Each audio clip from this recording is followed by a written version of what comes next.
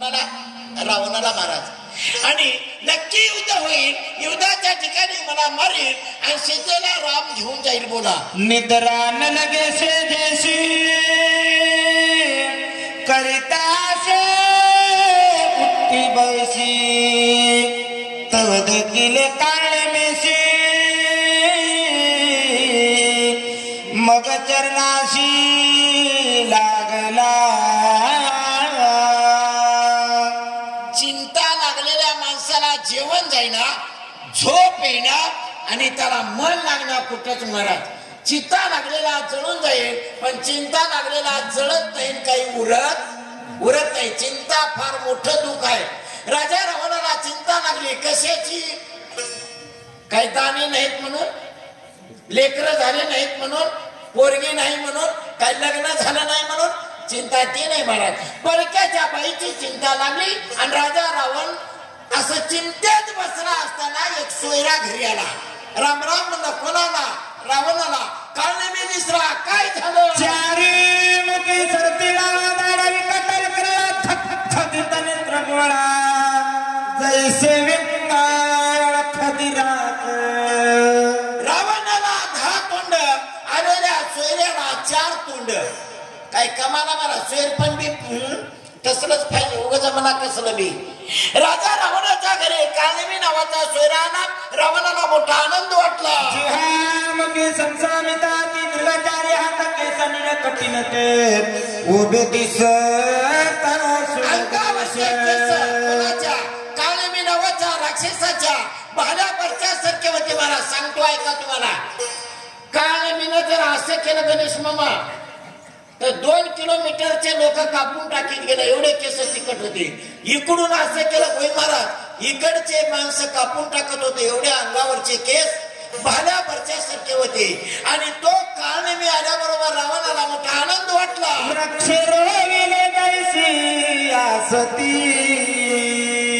कैसे हात पाय दिसती भिंगुळवानी शरीरात कृती देखता भीती यमकाळ.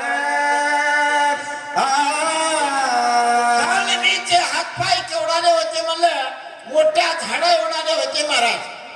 आणि अशा विकराळ आकृती बघली पण रावणाला वाईट वाटलं नाही. दुःखामध्ये महाराज कोणी माणूस येऊ द्यावा आनंदच वाटते. एका माणसाचं ऑपरेशन व्हावं, भांडण झालेलं आहे पण महाराज माणूस येऊ द्या की बघाय आनंद वाटते. राजा रावणाच्या दुःखामध्ये काळनेमी नावाचा राक्षसाला आणि रावणाला मोठा आनंद वाटला. भयानक शरीराचा प्राचीन शरीरात सत्वर पर्वतेंद्र ठाकावा. आता सांगतोय का घरी आलेल्या सोयऱ्याला काय करावं? पाय धुवायला पाणी द्यावं, हात पाय पुसायला टाईल द्यावं, बैठकीमध्ये गादी टक्का टाकून द्यावं. नाही महाराज, आलेल्या सोयऱ्याची काहीच व्यवस्था नाही. काहीच. आल्याबरोबर डायरेक्ट रावणाने सांगला एक मोठा पर्वत आहे, त्या पर्वतावर म्हणून मी आलो तुझ्या शरणात. तिथे गेला कपी नंदन त्याशी विघ्न करा. सोयराला बरोबर रावणाने काम सांगलं काळनेमीला. दुर्गांच्या नावाचा एक पर्वत आणि त्या पर्वतावर मारुतराय गेले आणि त्या पर्वतापर्यंत तुला जावं लागणार आहे.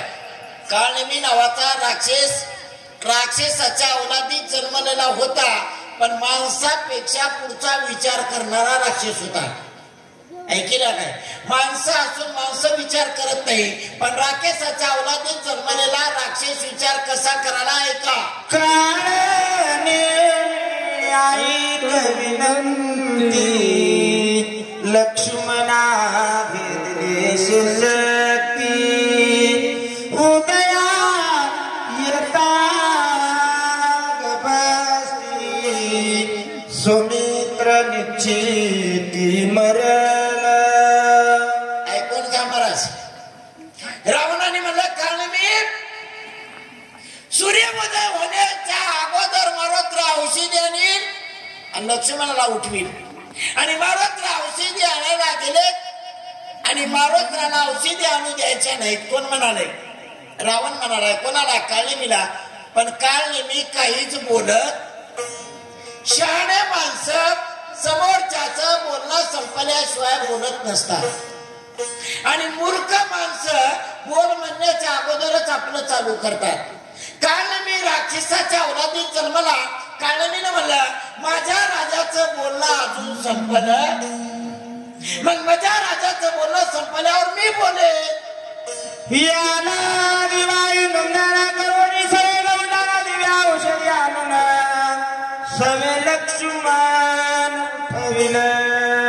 रावणाने सांगला काळनेमी ब्रह्मशक्ती लक्ष्मणाला मी मारलो आणि शक्तीला वरदान आहे. सूर्य किरण पडलं, कोणालाही शक्ती मारलेला माणूस वाचू शकत नाही. आणि लक्ष्मणाला मी शक्ती मारलो. औषधी आणायला मारुतीला गेले. सूर्य किरण पडतेपर्यंत मारुतीला येऊ नये हे काम तुझं. आणि एवढं काम करशील काय? काळनेमी बोलत नाही. उदया नवेता कमस्ते आणून औषधी समस्ती वाचवावया निश्चिती प्रतिज्ञा मारुती करुणी गेला. महाराज तुमच्यासाठी सांगतो. तुमचे सोयरे वेत नागराळचे गौतम महाराज 2-3 वर्षापासून आपण पर्यटन करालो ह्याला बोलवायचा, पण येऊ लागला नाही. पारुमाईनं कोडच घातलं त्याला. गौतम महाराजाला नामदेव महाराज तुम्हाला यावंच लागते माझ्या कार्यक्रमाला. नामदेव महाराजाच्या गावची दिवसा शक्ती होती आज दिवसभर. मग आता दिवसा जरी शक्ती असली तर मी म्हणलो नामदेव महाराज आज आपल्याला जावंच लागते. कसं जाता येते आता मला? मी म्हणलो कसं जाता येते? ऑटोत बसून जावं लागते म्हणलो. काय चलत जाणं होते काय? महाराजाची विनंती करून मी आणलो.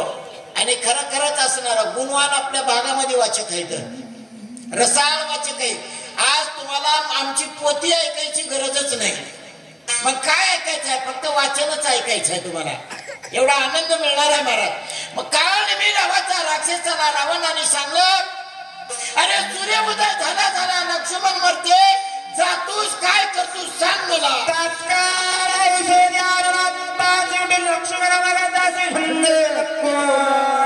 राम लक्ष्मण आता मारुतीला औषधी आणेल आणि वैद्य सुसेनाला बोलवतील आणि पाला घेऊन रस काढून लक्ष्मणाला दुरुस्त करतील.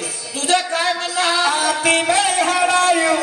नंदना बोला.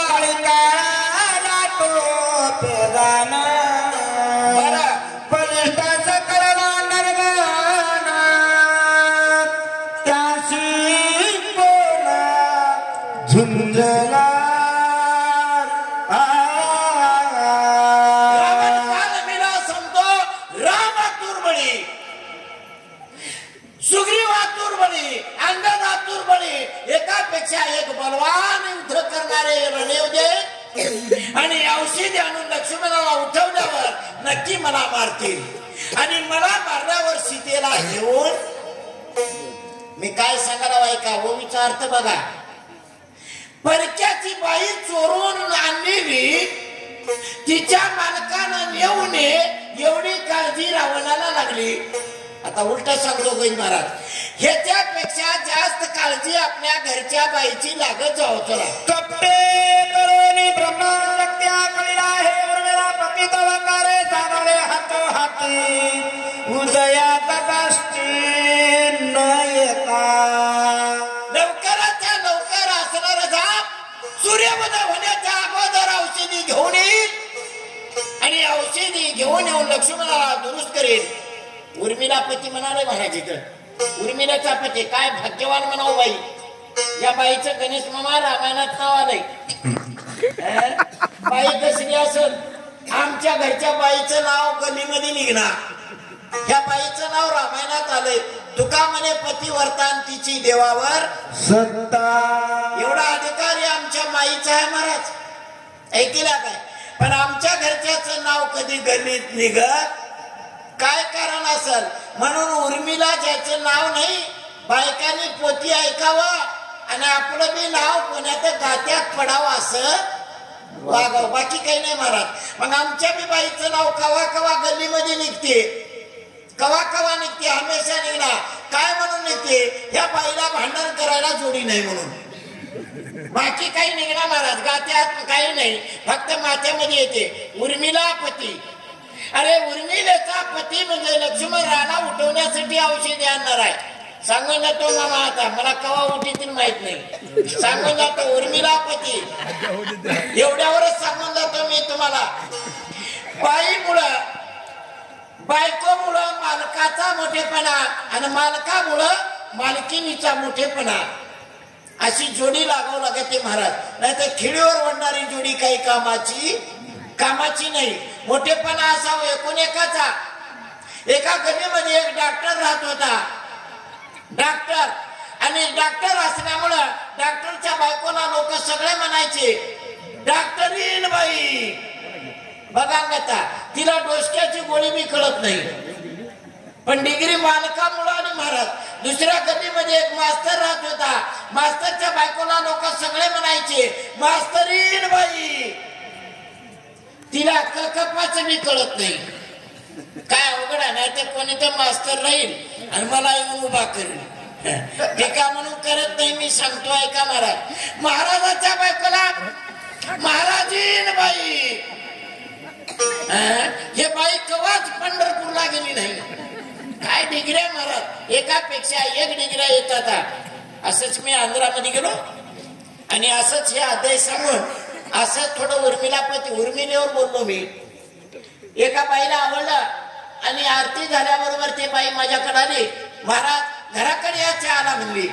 मी म्हणून नक्की न पोहे करते, खायला मिळतात. म्हणून मी पाठीमागे गेलो, त्या माईच्या पाठ टाकली आणि माझ्या जवळ बसली. महाराज पोती काय सुंदर सांगल्या म्हणली तुम्ही. मी म्हणलो काय काय पटलंय? महाराजाच्या बायकोला महाराजीन बाई, मास्तरच्या बायकोला मास्तरीन बाई, डॉक्टरच्या बायकोला डॉक्टरीन बाई. एवढ्या लई डिग्री आल्या फुकटच्याची. मग आता मजा बी घरच्याला माहितीये का तुम्हाला? मला बी नोकरी आहे म्हणली. मी म्हणलो कोणती? दवाखान्यामध्ये मी नर्स म्हणून काम करते. महाराज माझ्या मालकाला काय म्हणावं? मी म्हणलो नरसाळा म्हणाव. चंद्रामृते सदा पूर्ण चंद्रातरमती मनोनयन तृणाभिदान नामाभिदान विख्यात. ऐका महाराज, विनोद सोडून द्या आता. एक पब्लिक अट्रॅक्शन झोपीचं इंजेक्शन म्हणून होय, ऐकल्या काय? फ्रेश झाले सगळे माणसं. ऐका, चंद्र अमृते पडती म्हणून चंद्रांचल. रावणानं माहिती सांगली काळनेमीनं विचारलंच नाही कोण्या पर्वतावर जायचं ते. रावणानं माहिती सांगली ज्या ठिकाणी चंद्राचं अमृत पडते त्याला चंद्रांचल म्हणतात, त्या पर्वताला. मग हे रवी द्रोणागिरीचा द्रोणांचल का नाव पडलं महाराज? टोपण नाव. एक अभंग म्हणतो, ऐका महिमावडीची, बोरे खाय भिलनीची, थोर प्रेमाचा भुकेला हाची दुष्काळ तयाला. न म्हणे उच्चिष्ट अथवा थोडे आणि तुका म्हणे भक्ती पुढे. भिलिनीनं मातंग नावाच्या ऋषीची भेट घेतली आणि भिलिनीचं ज्यावेळेस लग्न ठरलं, तिच्या वडिलांनी प्रथा म्हणून समाजातली 100 बोकडं आणून बांधले गोविंद महाराज दावणीला. पोरीनं विचारलं त्या भिलिनीला, पप्पा 100 बोकडं मुखेडून कशाला आणल्या? बाई आपल्या घराण्याची एक रीत आहे, प्रथा आहे. 100 बोकडं कापून तुझं लग्न करायचं, 100 बोकडाचा जीव द्यायचा आणि मला एक मालक मिळायचा, लग्न करून घ्यायचं. अहो लग्न करून घ्यायचं नाही, त्या भिलिनीनं ठरवलं. तेव्हापासून भिलिनी आम्ही हुडकायला मिळणार झाले. आत्मनाला वाटता 40 पोरग रिकाम आहे माझ्या गावात. काय सोपं आहे काय? भिलीन जंगलात निघून गेली. मातंग नावाच्या ऋषीची भेट झाली. मातंगाला विचारलं आणि भगवान ज्या वेळेस तुझ्या कशी येतील माझ्याकडे आल्यावर मी काय देऊ? एक दुरण लावला आणि गोड लागलेले बोर दुरणात ठेवले प्रभूसाठी, आंबट लागलेले फेकून दिले. कालांतराने भगवान आले, हिलिनीनं दुरण पुढे ठेवला. न म्हणे उच्चिष्ट तुवा बोरा घेऊन भगवान परमात्मा ब्रह्मांड नायक खाऊन आले भिलिनीचे. लक्ष्मणाने मनकटाला धरलं. दादा ह्या बाईकडे बघा, हिचे पुष्टे पोरं खाता तुम्ही, बघा म्हणले या बाईकड आणि तुम्हाला कसं खाऊ वाटालंय. दुरण घेतला, लक्ष्मणाने फेकून दिला. ते दुरण जाऊन त्या पर्वतावर पडला. त्या पर्वताचा आकार दुर्णासारखा झाला म्हणून द्रोणांचल. 3 नाव आहेत पर्व आहे त्या पर्वताला. चंद्राचा अमृत पडलं चंद्रांचल. दुरण फेकला, दुर्णासारखा आकार झाला द्रोणांचल. त्रिपुर नावाच्या दैत्याला मारते वेळी भगवान शंकराने डोक्याचा चंद्र काढला, त्या पर्वतावर ठेवला म्हणून चंद्रांचल. कळाली काय ओवी? एवढे नाव त्या पर्वताला आहेत. एवढं नाही सांगण्यावर दिवस निघते. एका हातामध्ये शक्ती होते. चंद्रामृत अमृत संजीवनी त्यासी म्हणत औषधी आयशा अनंत. क्या बात है. पर्वती समस्त व्रतती. चंद्राचा अमृत म्हणून त्याला चंद्रांचे नाव पडलं. कालमीला रावण म्हणतात उठ आणि लवकराच्या लवकर जाय. तेथे गेला कपिनंदन बहुमाया करून आपण त्याशी करावे विघ्न. सूर्योदय जवान होय. कालमीला रावण काम सांगतात त्या पर्वतावर मारुतीला औषधी आणायला गेले म्हणून मी तुला बोलतो तिथपर्यंत तुला जाऊन हे माझं काम. ते लक्षणा जातात आजवर करावं सर्वांनी भक्तिवना साधारण दिवस. एवढ्या गोव्या झाल्या. काल मी जातो म्हणलाय काय? अजून बोलला नाही. का बोलला नाही? काल मीला कळालं म्हणायचं. कोणालाही मला वाटत काय? काल मीने म्हणलं मी याचा ऐकितो, मारुतीला मी मारायला जातो पण पुन्हा घराकडे वापस येणार. मला वाटत काय कोणाला? मी मराव कोणालाच वाटणार. पाकाळलेलं बघा तुम्ही 2 वर्षापासून कुईज होते घरी. उठून बसायला त्याला विचारा तुम्ही, काका काय म्हणणं आहे तुमचे? काय नाही, पप्प्याचं लग्न बघावं म्हणाला म्हणते. पण मराव कधी म्हणत नाही. काल गेला मरण कळालं. काल मी काहीच बोलत नाही. महाराज बोला. तापस वेश धरून पूर्ण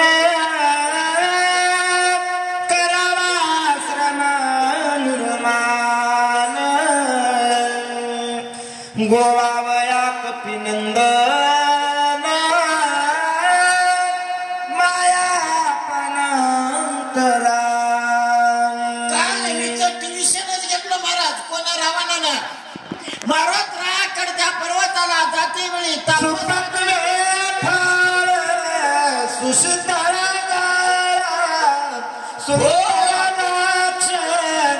सुपरिमळा आपण धराव्या सुशीला गोळा मुळा गुंताव. वाचकाच्या नावावर टाळी वाजवा महाराज. एवढे सुंदर वाचक आपल्या इथं माझ्या नावावर काहीच वाजू नका. ऐकल्या का? काहीच गरज नाही का? मी इथं जवळच आहो आणि तुम्हाला वाटत हे काय नाही दूरचं होय काय? गोविंद महाराज मुखेड तालुक्याचाच माणूस होय बी आपलं महाराज. ऐकल्या काय? सांगा महाराज. तापसाच्या वेशात म्हणजे ऋषीच्या वेशामध्ये मारुतरायाकडे जाय. नाही ऋषीच्या वेशात गेलास काय राक्षसाच्या वेशात गेलास तर मारुतराया तुला मारी.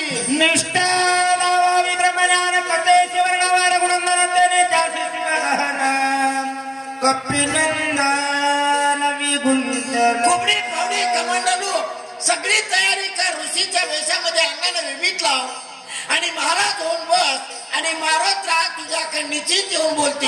ते करावे हनुमंता सुरस सांगावी राम कथा जेणे गुंती पडे कपिलाता ते सर्व का करावे. रावण म्हणतो मी सांगायची काही गरज नाही म्हणजे कारण मी तू हुशार आहेस जेणेकरून मावळतला थांबे सूर्य उदय होईल.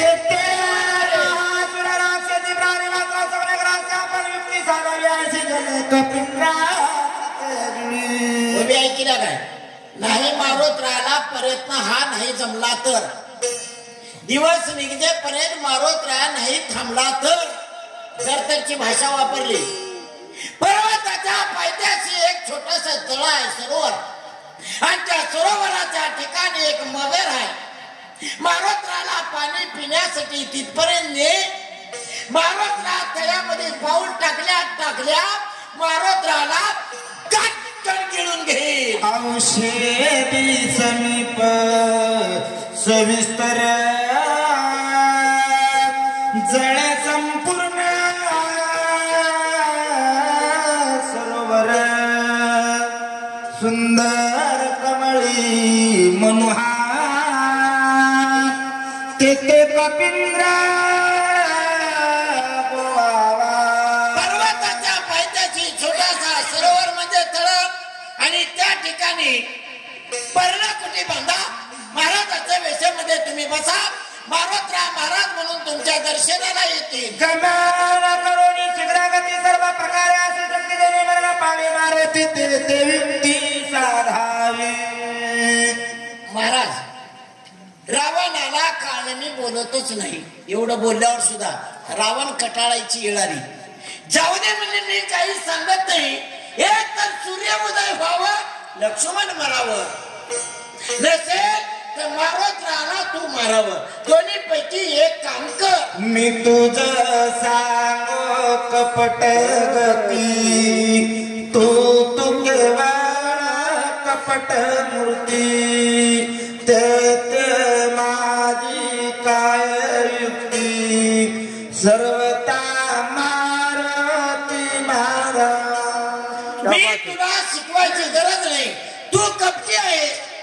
तुझा बाप कपटी, तुझा आजा कपटी, तुझा पणाजा कपटी, तुझं खानदान मरण पावल हनुमंत सुमित्र मरल तौरीत मरण पावल रघुनाथ दोघा त्यात एक मारोत्रा मेला की राम मरेल, लक्ष्मण मरेल, सुग्रीव मरेल, अजून कोण कोण मरेल. मरण पावला रघुनाथ कैसे सुग्रीवासहित गवय गवाक्षेप पडणार. सगळे वानर मरतील. एवढा साधेल कार्यात जरी हनुमंत मारिला. पार्वतला मेला की सगळेच मरतील आणि सगळे मेले की मी जिवंत राहील आणि सीता माझी होऊन राहील. एवढंच काम करायचंय. कोणाचं म्हणणं? रावणाचं. काल मी ना ऐकलं म्हणून धरले दोन्ही चरण देणार चिंता जागर बुडता पूर्ण तार आपण सांगतोय का महाराज? मालकानं नोकराच्या पाया पडावं काय नोकर मालकाच्या पडावं? सुनबाईनं सासूच्या पडावं काय सासूबाईनं सुनबाईच्या पाया पडावं? सार्वभौम 14 चौकड्याचा राजा सिंहासनावर उठला आणि दोन्ही पाय धरले. कोणाचे? रीच माणसाचे. वंगल्याचे पाय धरले महाराज. कवा पाय वंगल्याचे धरावं लागतात. वंगड्या काम केलं तेव्हा वंगड्याचे पाय धराव लागतात महाराज. आता मी राजकारणावर जात नाही. ओवी राजकारणावर आहे. मी काही बोलत नाही त्याच्यावर. सांगून जातो मी तुम्हाला. दोन्ही पाय धरले आणि काळनेमीला बोललं रावणानं, जर मारुती मारला किंवा लक्ष्मण जर मेला तर दोरी घालून निम्मा हिस्सा देतो म्हणलं वाटणी, पण माझं एवढं काम कर. आता मला सांगा, पोती वाचविता आली, पोती सांगता आली, पोती ऐकिता आली महाराज, पण वागता आलं. पोती वाचविता येणार ना, पोती सांगता येणार ना, ऐकून वागता येत जावं. मीच माणसाने विचार केला, अरे बाप रे, एका रामाची पत्नी चोरून आणून मला संकटामध्ये लोटून रामाची पत्नी ठेवून घेणाऱ्याचा विचार केला महाराज. माझे दोन्ही पाय धरून निम्मा हिस्सा देतो म्हणतो ना, पण ज्याची त्याला पत्नी परत दिलं तर जमत नाही काय. कोण म्हणाले महाराज? काळीमीचे विचार चलेत कुठं? मनात, जनामध्ये नाही महाराज. जर लोकांना बोला असलं तर रावण मारत होता. काळीमीनं म्हणणं ऐकून घेतलं. मजगलाने भागी बहुता पडचरणावरी मागुता, मज होतचे प्राणांचा अवस्था, जीवदाता होई. काळीमीचे दोन्ही पाय धरले, सोडीला रावण. आता तुझ्याशिवाय या जगात मला कोणी नाही. काळीमीला रावण बोल,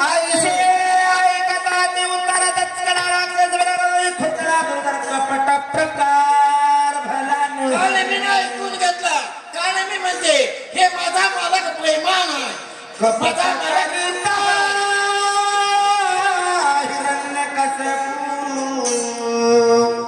खंड विखंड केली बापू, ते ज्ञानचा कोण प्रताप, रुद्र रूप जिंकावया. काळनेमी नावाच्या राक्षसाच्या अवलादीत जन्मून विचार केला महाराज. काली फाईल बघितला मागचा पुरावा. कपट करीता हिरण्यकश्यपू, खंड विखंड झाली वपू, तेथे आमचा कोण प्रताप, रुद्र रिपू जिंकावया. काळनेमी म्हणते, माझा मालक मार म्हणतो, मारत राहिला. पुरावा घेतला. हिरण्यकश्यपू हिरण्याक्ष दोघं भाऊ, हिरण्याक्षाला मारलं. रुद्राचा अवतार घेतला. पृथ्वी चोरून नेत असताना महाराज कथा सगळ्याला माहित आहे. हिरण्यकश्यपूने प्रल्हादाला अनंत त्रास दिला. हिरण्यकश्यपूने त्रास दिल्यामुळे नामाच्या जोरावर प्रल्हाद मुक्त झाला. हातीच्या पायाखाली गेलं. तापलेल्या कढईमध्ये उकळत्या तेलामध्ये टाकलं. प्रल्हादाला काही बाधा झाली नाही देवाच्या नामस्मरणाच्या बळावर. आणि प्रल्हादाला विचारलं, प्रल्हादा, ज्याला नारायण म्हणतो तो नारायण तुझा कुठं आहे? या खांबात हो म्हणलं. जोडणीमध्ये उभा टाकलेल्या हिरण्यकश्यपूनं लाथ मारली आणि खांबामधून नरसिंह प्रकट झाला. हिरण्यकश्यपूला दिवसा मरण नव्हतं, रात्री नव्हतं, शस्त्र अस्त्राने मरण नव्हतं, जमिनीवर नव्हतं, वर नव्हतं, घरात नव्हतं, बाहेर नव्हतं. हिरण्यकश्यपूला दिवस मावळताना पकडलं महाराज. कोण पकडलं? हिरण्यकश्यपूला नरसिंहाने पकडलं. उंबरवट्यावर धरलं, मांडीवर टाकलं आणि नखानं पोट फाडलं. टरकन दररोज रडणारी कयादू नावाची हिरण्यकश्यपूची बायको दररोज बोट मोडून सराट्याची जाय ना झालास. बाई रडू लागली. प्रल्हादाला घेऊन भगवान परमात्मा म्हणले, कयादू कशामुळे रडू लागलीस? मला काही कळत नाही, सांग. भगवान अंतोडे काढून आले पोटातून. कोणाच्या? हिरण्यकश्यपूच्या. मला दुःख एक वाटते देवा, माझा मालक मेल्यावर माझ्या मालकाच्या पोटातून तुम्ही अंतोडे काढून आल्या, हे भानगड काय होय? भगवान परमात्मा म्हणजे माय या बैमानाच्या पोटातून प्रल्हादासारखा रत्नाचा तुकडा निघालाय. अजून एखादी प्रल्हाद आहे ते की म्हणून चापरून बघालो. केवढा दयाळू भगवान म्हणजे. आणि काळीमीने विचार केला, ज्या देवाबरोबर बैमानकी केली, हिरण्यकश्यपूला भगवान परमात्म्याने मारलं, माझ्यासारख्याचं कसं होईल.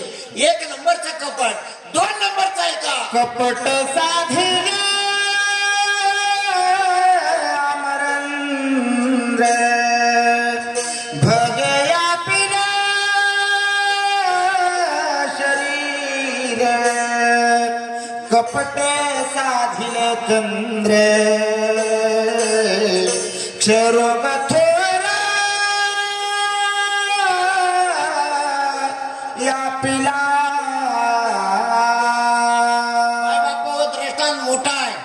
आणि मी टाइम खाणार नाही या दृष्टांताला. प्रमाणावर बोलतो मी, ऐकून घ्या जमलं त्यानं. इंद्रा पडले भग, चंद्र झाला काळा, आणि नारद चुकला ताळा. भजनाचा महाराज. गौतमाच्या ऋषी बरोबर इंद्राने कपट केलं, अंगाने दुर्गंधी सुटली. लोक किती बैमान, किती बैमान महाराज. हा 1000 भोका अंगाला इंद्राच्या पडे, त्याला सहस्र नयन नाव ठेवलं लोकांनी. कसले लोक आहेत बघा तुम्ही. गुरुपत्नीच्या घरी राहून गुरुपत्नीवर हात टाकला, चंद्राला 2 रोग लागले, पंडू आणि टीबी. कमाल आहे महाराज. म्हणून पराया नारी रकुमाई समान. अरे ज्याने बाईची चोरी केली आणि तो माझा मालक मला जीव माझा घालवण्यासाठी मारोत्राकडे पाडते, 3 नंबरचं कपट आहे का. खाऊन जेवून घडले न्यायचे मानले चष्टावून चकी हत्तनाला छेडणे शेक प्राण निघाला. कपट आहे महाराज. 1000 हातावरचे शस्त्रार्जुन नावाच्या राजाला शिकारी लागला. जंगलामध्ये भुके देऊन गेलेली सेना जमदग्नीच्या आश्रमाला गेली. रेणुका मातेला दया आली, कामधेनूच्या जोरावर स्वयंपाक तयार केला आणि सगळ्या सैन्याला सहस्त्रार्जुनाच्या वाढलं. जेवण झालं महाराज. जेवण झाल्यावर सहस्त्रार्जुन नावाच्या राजानं बघलं, जमदग्नी ऋषीच्या आश्रमात एवढा स्वयंपाक, लाकडं नाही, दिपल्या नाही, धूर निघाला नाही, चूल पेटली नाही, स्वयंपाक कसा तयार झाला बघितलं महाराज. कामधेनूच्या जोरावर कामधेनू नावाच्या गाईला दावं लावलं. सहस्त्रार्जुन नावाच्या राजानं वडायला चालू. असली कामधेनू नावाची गाय या भटाच्या घरी काय करायचं आहे, मी राजा हो, माझ्या राजवाड्यात राहू. कपट केलं महाराज. गाय वडली, रेणुका माता पुढे गेली, 21 तलवारी मारल्या, रक्ताच्या चिळकांड्या उडाल्या. परशुरामाला बोल नको, हे बाई कोण असके मागे लेकर सांगतो. सहस्त्रार्जुन नावाच्या राजानं 21 तलवारी मारल्या, रेणुकीच्या डोक्यातून रक्ताच्या चिळकांड्या उडाल्या, रक्ताच्या. सहस्त्रार्जुन राजा ऐकायला गेला, रेणुकीला हाक मारली, परशुरामा धाव, लवकर ये. हातामध्ये कुऱ्हाड घेऊन परशुराम आला. बघितलं माईकड. 1000 हाताच्या राजाचे 2 हात ठेवून 998 हात तोडले. कशामुळं? कपटामुळं महाराज. आणि मी मारोत्रा बरोबर कपट केल्यावर संसाराकडे पुन्हा येणार नाही. बोला येणे रावण जाण सांडवण्या राज चिन्ह भिकणा गेला, पण सीते पोरा मात.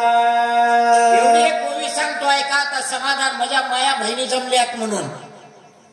पंचवटीवर काळनेमी म्हणालाय, काळनेमी म्हणालाय, माझा मालक राजा असताना गोसाच्या वेशामध्ये गेला आणि कोरान नावाची भिक्षा मागली पंचवटीवर.